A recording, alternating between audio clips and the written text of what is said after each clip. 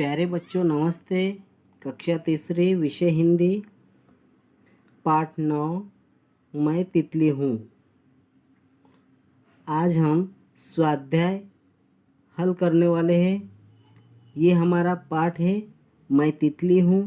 इसी पाठ के प्रश्नों के उत्तर हम लिखने वाले हैं और ये हमारा स्वाध्याय है। स्वाध्याय में जो प्रश्न उत्तर दिए गए हैं उनको हम हल करेंगे। देखिए पहला प्रश्न, मोटू पतलू का किस्सा सुनकर अपने मित्रों सहेलियों को सुनाना है। बच्चों देखिए, ये जो है मोटू पतलू आप सभी इससे जानते हो। इनकी टीवी में जो कहानियाँ आती है कार्टून के रूप में, वो सभी बच्चों को बहुत ही पसंद है।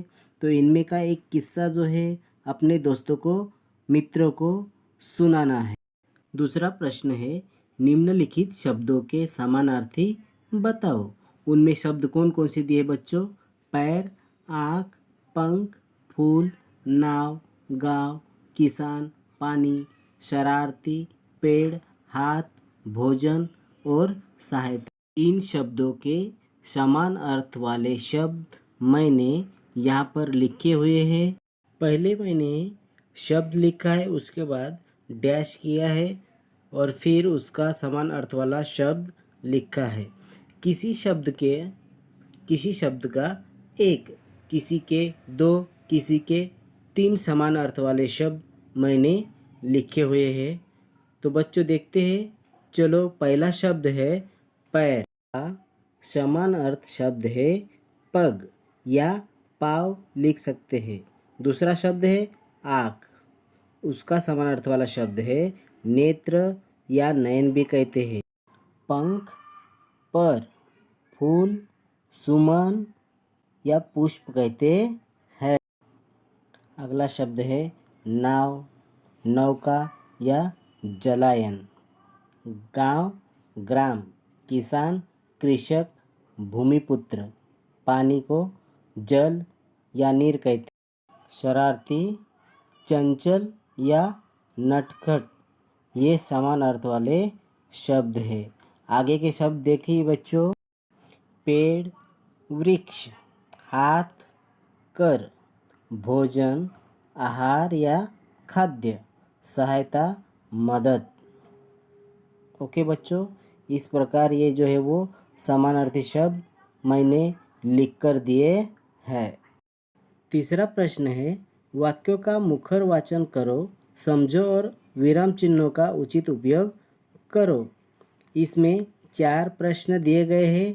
इसमें विराम चिन्हों का उपयोग नहीं किया गया है।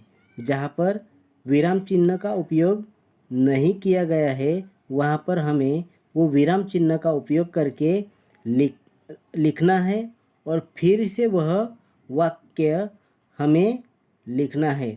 जैसे कि मैंने यहाँ पर पहला समझाया है, लिख कर दिया है।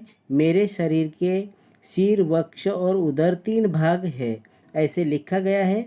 उत्तर उसका क्या है? मेरे शरीर के सिर, वक्ष और उदर 3 भाग है। तो सिर वक्ष के बीच में मैंने कॉमा दिया है और आखिरी में पूर्ण विराम दिया है। तो इस प्रकार जो भी गलतियां है वो आपको अच्छे से देखकर लिखनी है। चौथा प्रश्न है, उत्तर लिखो। उसमें देखिए बच्चों, च करके पहला प्रश्न है। उसमें पहले प्रश्न में पूछा गया है तितली के शरीर के कितने भाग होते हैं। तो उसका उत्तर है बच्चों, तितली के शरीर के सिर, वक्ष और उदर 3 भाग होते हैं। प्रश्न और उत्तर बच्चों आपको समझने के लिए मैंने दोनों भी साथ में लिखा हुआ है। दूसरा प्रश्न है, तितली का भोजन क्या है? उत्तर, तितली का भोजन फूलों का रस है। तीसरा प्रश्न है, भोजन पाने के लिए तितली कहाँ मंडराती है? उत्तर क्या है बच्चों? भोजन पाने के लिए तितली एक फूल से दूसरे फूल पर मंडराती है। चौथा और आखिरी प्रश्न है, तितली ने कौन सी शपथ लेने के लिए कहा? उत्तर, आज से तुम लोग मुझे पकड़ोगे नहीं, ये शपथ लेने के लिए कहा। ओके। पांचवा प्रश्न है बच्चों, गेंदे के फूल से क्या क्या बनाया गया है, चित्र देखकर बताओ। तो बच्चों यहाँ पर आपको चित्र में दिख रहा है, उस प्रकार उनके नाम जो है वो पहचान कर लिखना है। सभी जो है वो फूलों से ही बनाई गई वस्तुएं है। तो इसमें आप देख सकते हैं क्या क्या है, तो उसके नाम जो है वो पहचान कर आपको लिखना है। पहले वस्तु का नाम क्या है, फूलमाला। दूसरा क्या है बच्चों, तोरण। तीसरा क्या है, फूलों की रंगोली। और चौथा क्या है, पुष्पगुच्छ। ओके। और पांचवा क्या है, पानी के ऊपर रंगोली बनाई गई है। और छठा क्या है, फूलों से थाली की सजावट जो है वो की गई है।